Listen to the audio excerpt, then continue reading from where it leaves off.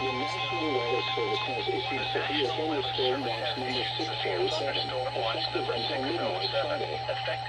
This watch includes the following counties in Minnesota: Albert, and Minnesota. Remember, a severe thunderstorm watch means the conditions are favorable for the development of severe weather, including large hail and damaging winds in and close to the watch area. For the development of severe weather, including large hail and damaging winds in and close to the watch area. While severe weather may not be imminent, persons should remain alert for rapidly changing weather conditions and listen for later statements and possible warnings. Stay tuned to NOAA Weather Radio, commercial radio and television outlets, or internet sources for the latest severe weather information. This